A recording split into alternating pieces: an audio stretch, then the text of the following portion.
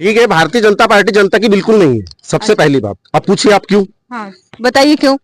देखिए, हम लोग जब कांग्रेस पार्टी में होता है तो भ्रष्टाचारी होता है, और जब वो नेता भारतीय जनता पार्टी में सम्मिलित हो जाता है तो पवित्र हो जाता है। उनके पास एक ऐसी वॉशिंग मशीन है कि जैसे वो भाजपा में गया तो वो आरोप मुक्त हो जाता है। आप लोग सारे लोगों से पूछते हैं कि किसानों का 3100 रुपए का क्या हुआ। आप उनसे ये पूछिए कि 10 साल पहले के 15 लाख रुपए का क्या हुआ। हमको 15 लाख मिलते, हम फिक्स में डालते 30 लाख रुपए होते, हम काम क्यों करते? घर में बैठ के खाते। ईवीएम और मोदी जी में कौन सा रिश्ता है? देखिए, भारत की अधिकांश जनता चाहती है कि चुनाव जो है यूएम से न होकर के बैलेट पेपर से हो। सवाल 5 साल का है, लग जाए 50 दिन काउंटिंग में, क्या फर्क पड़ रहा है? हमें तो कोई दिक्कत नहीं है।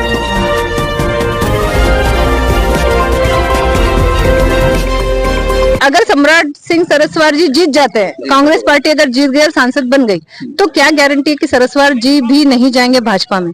हमें ऐसा नहीं लगता कि आपका प्रश्न ये है कि क्या भरोसा कि वो चुनाव में विजय होने के पश्चात वो भाजपा में सम्मिलित हो जाए। जहां तक उनके परिवार का संस्कार रहा है और उनके परिवार की जो आस्था और निष्ठा जो रही है कांग्रेस पार्टी के प्रति, उसको देखते हुए हमें ऐसा बिल्कुल प्रतीत नहीं होता, न ही किसी प्रकार की शंका होती है कि वो भाजपा में शामिल हो।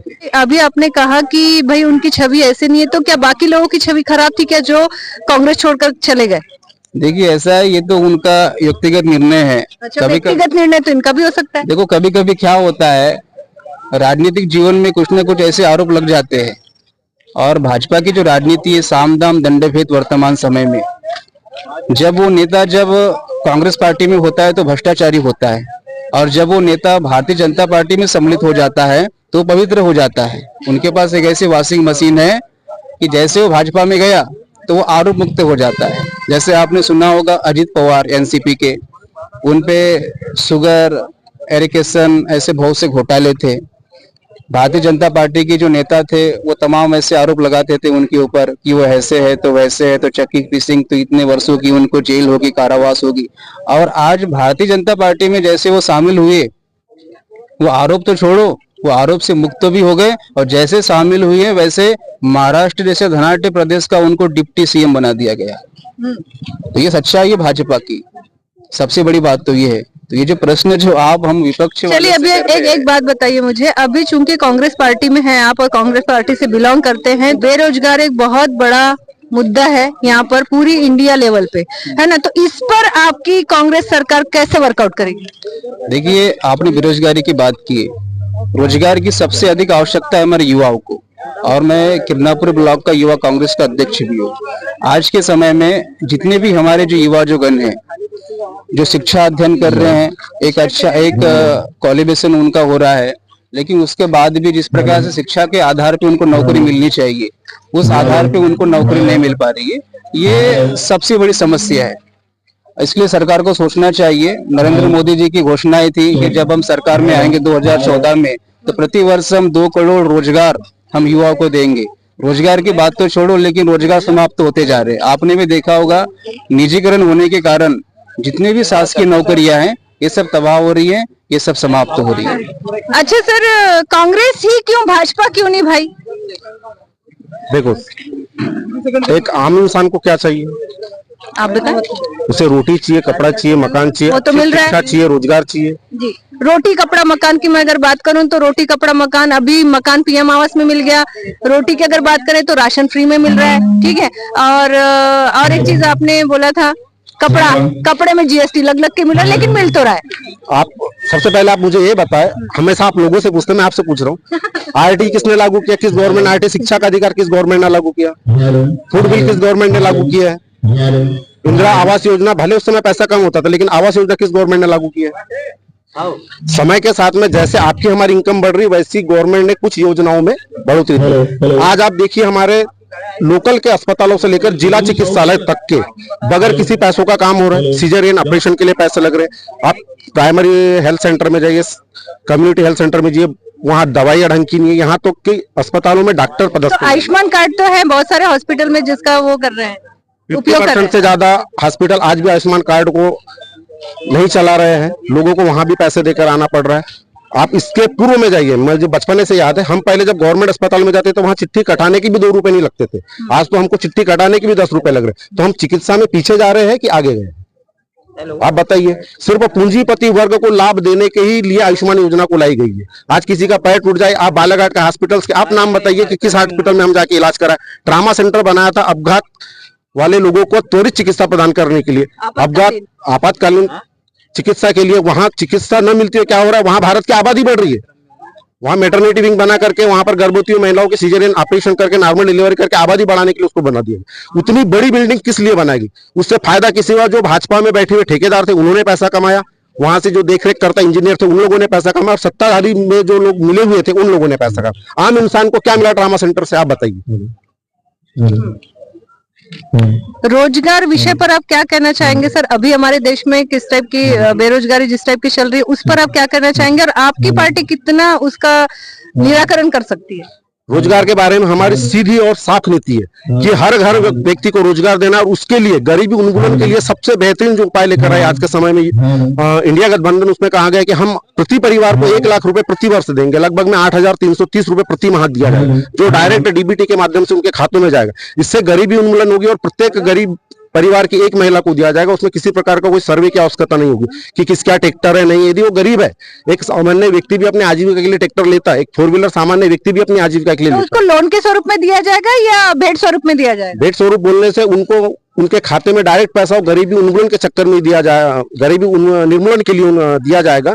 न किसी प्रकार की उसकी वसूली होगी, न वो कोई प्रकार की कोई खैरात होगी। गरीबी उन्मूलन को लेकर के, ताकि वो अपना अच्छे से शिक्षा ले सके, अच्छे से अच्छा अपना जीवन यापन कर सके, और गरीबी रेखा से लोगों को निकालने के लिए वो योजना का संचालन करने वाली है। ठीक है, भारतीय जनता पार्टी जनता की बिल्कुल नहीं है, सबसे पहली बात। अब पूछिए आप क्यों? हाँ, बताइए क्यों? देखिए, हम लोग वोट देते हैं, वोट देने का अधिकार हमें प्राप्त है। हम गवर्नमेंट को टैक्स भी देते हैं। यदि हम 5 रुपए का पार्ले भी अगर हम बच्चे के लिए लेते हैं, 1 रुपए की टॉफी भी लेते हैं, तो हम उस पर जीएसटी पेड कर रहे हैं। भले हम वो इनडायरेक्ट पेड कर रहे हैं, पर पेड कर रहे हैं। आज भी भारत में आईएफएससी की रिपोर्ट आप यदि पढ़ेंगे तो उसमें 73% जो है गरीब लोगों का ही टैक्स से कोष में जो पैसा जमा हो रहा है, गरीबों का ही पैसा जमा हो रहा है टैक्स के माध्यम से। लेकिन जब इलेक्टोरल बॉन्ड की, मतलब चुनावी चंदे की जानकारी के संबंध में जब सुप्रीम कोर्ट ने एसबीआई को जब बोला कि आप जानकारी दे ताकि ये जनता जाने, मोदी सरकार, एक्चुअल है तो सरकार भारत की, पर लोगों ने उसको मोदी सरकार बना दी, खास करके भक्तों ने। तो मोदी सरकार के जो अटॉर्नी जनरल है सी वेंकटरमण, उन्होंने क्या कहा कि चुनावी चंदे की जानकारी जानने का हक जनता को नहीं है। जब हम वोट दे सकते उसका हक हमें टैक्स देने का हक है, हमें चुनावी चंदे की जानकारी जानने का हक क्यों नहीं है? ये पारदर्शिता क्यों नहीं चाहती? आपने देखे होंगे कि जब चुनावी चंदे की जब जानकारी सामने निकल कर आई तो जिन जिन कंपनियों का प्रॉफिट बहुत कम है, उन्होंने कई 100 करोड़ रुपए चंदा दिया। आपके पास चंदा देने के लिए पैसा है, फिर आपका प्रॉफिट ही जब नहीं है तो आप कैसे चंदा दे रहे हो? कुछ पार्टियां, ये बहुत बड़ा प्रश्न है। कुछ कंपनियां ऐसी कि जिनके बैलेंस शीट माइनस में चल रहे, उसके बाद भी उन्होंने सैकड़ों करोड़ रुपए का चंदा दिया। चंदा देने के साथ में आप देखेंगे कि कई लोगों के मतलब टपरों में चल रहे हैं उनके ऑफिस, कहीं ना कहीं सेल कंपनियां चल रही है और उसको ये चंदा लेके प्रोटेक्ट कर रही है। और इसीलिए ये कह रही थी सुप्रीम कोर्ट में सीधे हलफनामा देकर के इनका अटॉर्नी जनरल कि पब्लिक को जानने का हक नहीं है। हम उनसे पूछना चाहते हैं कि पब्लिक को जानने का हक क्यों नहीं है? कल माननीय हमारे बड़े नेता आए थे बालाघाट में, विजय वर्गीय जी और कौन से दूसरे नेता आए थे, उन्होंने स्पेशल कहा कि हमारे अमित शाह जी ने कहा, उससे आगे हम क्या, इनको एक मंत्र दे दिया जाता है और पूरे देश में उसी को घुमाया जाता है, गोल गोल गोल गोल। इनके पास में वैचारिकता कुछ होती नहीं है। 2 लोग जो बोल देते पूरे देश में और व्हाट्सएप में वही घूमते रहता है। हम इनसे अब ये पूछना चाहते हैं, या उन्हीं विजय वर्गीय जी से हम ये पूछना चाहते हैं कि जनता को चुनावी चंदे की जानकारी जानने का हक नहीं है। आपने ऐसा क्यों कहा था? जब हम आपको वोट दे सकते हैं, हम आपको टैक्स दे सकते हैं, हम क्यों नहीं जान सकते? ये धूर्त पार्टी है। ये सिर्फ लोगों के जो है ना मूर्खता का अपने इस्तेमाल करती है और पूरा अपने लिए फायदा लेती है। आज आप बताइए, संसदीय समिति में जो है, भारतीय संसदीय मंडल में कितने ओबीसी के लोग हैं, कितने एसटी के लोग हैं, कितने एससी के लोग हैं? आरएसएस में आज तक के कोई बताइए आप एसटी या ओबीसी का व्यक्ति यदि संघ चालक बना होगा तो? नहीं बना है। आज ये लड़ाई जो स्पेशल रूप से कांग्रेस बनाम भाजपा नहीं, आज ये संविधान बनाम मनुस्मृति की लड़ाई हुई है। ये अपनी एक विशेष वैचारिकता लोगों पे थोपना चाहते हैं। सामाजिक समरसता की बात करते तो फिर ये अपने संसदीय मंडल में सभी लोगों को प्रतिनिधित्व क्यों नहीं देखते? आज क्यों ये सुप्रीम कोर्ट के अंदर में 50% आरक्षण की सीमा को क्यों ये तोड़ करके उसको इक्विलिटी में क्यों नहीं लाते? जिसकी जितनी भागीदारी उसको उतनी हिस्सेदारी की बात ये क्यों नहीं करती? कांग्रेस सरकार कर रही है, 50% की सीमा को हम खत्म कर देंगे। आज यदि ओबीसी देश के अंदर में 55% है तो निश्चित है कि उसकी हिस्सेदारी 55% होना चाहिए। यदि हम लोग 2% है तो हमें 2% मिलना चाहिए। आज हुआ ऐसा है कि 15% वाला 85% वालों को हक मार के बैठा है। और इनके जो बुलबुल पे जो उड़ करके जो जाते थे ना काला पानी की जेलों से, इनके खून में बसा हुआ है लंबी लंबी फेंकने की। तो ये फेंक के आते हैं। आप लोग सारे लोगों से पूछते हैं कि किसानों का 3100 रुपए का क्या हुआ। आप उनसे ये पूछिए कि 10 साल पहले के 15 लाख रुपए का क्या हुआ। हमको 15 लाख मिलते, हम फिक्स में डालते 30 लाख रुपए होते, हम काम क्यों करते, घर में बैठ के खाते। इन्होंने हमें मूर्ख बनाया है, अब हम इनको मूर्ख बनाएंगे। आप बार बार यही पूछते हैं कि कल सम्राट सवाल जीतने के बाद में भाजपा में जाएगा या नहीं जाएगा, इसकी क्या ये सबसे बड़ा सवाल इसलिए क्योंकि ऐसा होते आ रहा है। आपके क्या न्यूज चैनल में मैं देखते रहता हूं, आप पूछते रहते हैं। यदि वो जाएगा, संसद पद से इस्तीफा देगा, जाएगा, स्वतंत्र देश का स्वतंत्र नागरिक है, हम उन्हें जाने से बिल्कुल नहीं रोकेंगे। पुनः चुनाव होगा, हम पुनः बीजेपी को वापस हराएंगे, फिर से हम वापस कांग्रेस का सांसद बनवाएंगे। हमें किसी के आने जाने से कोई फर्क नहीं पड़ता। आप बताइए, एक सामान्य कार्यकर्ता कभी जाता है पार्टी छोड़ के इधर से उधर? सिर्फ नेता जाते हैं। नेता क्यों जाते हैं? वो अपने अवैध लाभों के चक्कर में जाते हैं। लेकिन नुकसान तो ये आम जनता का हो जाता है भाई। नेता लोग तो इधर से उधर बदल जाते हैं, लेकिन यहाँ पर तो आम जनता पिस जाती है। उसका नहीं, क्या? देखो आप क्या कहते हो, गवर्नमेंट क्या कह रही है कि हम 5 किलो अनाज दे रहे हैं, मिल रहा है। आप फ्री एजुकेशन दे रहे, मिल रहा है। इसमें गवर्नमेंट का लाभ है, पब्लिक का भी लाभ है। क्या होता है, कोई भी सांसद है, कोई भी, उससे कोई फर्क नहीं पड़ता पब्लिक को। पब्लिक कमाएगी, पब्लिक खाएगी। सिर्फ ये होता है मन से आत्मसंतुष्ट होती है कि हमने एक अच्छे व्यक्ति का चयन किया। वो यदि चले जाएगा, हम दोबारा से कांग्रेस पार्टी की वापस सरकार बनाएंगे, सांसद बनाएंगे, हमें बिल्कुल फर्क नहीं पड़ता। और भरोसा इसलिए क्योंकि उनके पिताजी विषम परिस्थितियों में भी कांग्रेस के साथ में रहे, उन्हीं के बेटे वो है, विषम परिस्थितियों में भी कांग्रेस पार्टी के साथ में रहे हैं। जिला पंचायत अध्यक्ष बने, सांसद बनने के बाद में पूरे 5 साल रहेंगे, अगले आने वाले भी 5 साल रहेंगे। और आपको तो सर मेरा आपसे आखिरी सवाल है कि ईवीएम और मोदी जी में कौन सा रिश्ता है? देखिए, भारत की अधिकांश जनता चाहती है कि चुनाव जो है यूएम से न होकर के बैलेट पेपर से हो। सवाल 5 साल का है, लग जाए 50 दिन काउंटिंग में, क्या फर्क पड़ रहा है? हमें तो कोई दिक्कत नहीं है, चाहे हम ईवीएम में वोट डालें, चाहे हम किसी भी चीज में, हमें कोई दिक्कत नहीं है। हम चाहते हैं कि चुनाव बैलेट पेपर से हो, ताकि जो पब्लिक के मन में संयस है वो क्लियर हो जाए। एक बार बैलेट पेपर से आप चुनाव करवाइए। आप क्यों नहीं करवाना चाहते? क्योंकि तोते की जान जैसे होती है ना, बस वही तोते की जान है ईवीएम। वो नहीं करवाना चाहते, उनके पार्टी के लोग भी नहीं करवाना चाहते। उनके पार्टी में इतनी ज्यादा संगठन में शक्ति है, 400 का पारा नारा मतलब पार करवा रहे, बुलंद करवा रहे। उनके कार्यकर्ता इतने ज्यादा बहुत उत्साहित है जिताने के लिए पार्टी। बैलेट पेपर से का 25 दिन, 50 दिन, 100 दिन लग जाना। सवाल 5 साल का है। एक दिन में काउंटिंग करने से कौन सा क्या हो जा रहा है? हम 50 दिन रुकने को हम तैयार है ना, हम जनता है, हम रुकने तैयार है। नेताओं को क्या फर्क पड़ रहा है, और बीजेपी को खासकर क्या फर्क पड़ रहा है? जब भारत की बहुत ज्यादा आबादी बोल रही कि वो बैलेट पेपर से चाहिए, क्यों नहीं करवा रही? क्योंकि तोते की जान जो होती है ना, वही ईवीएम में फंसी। वैसे मोदी जी की जान ईवीएम में फंसी।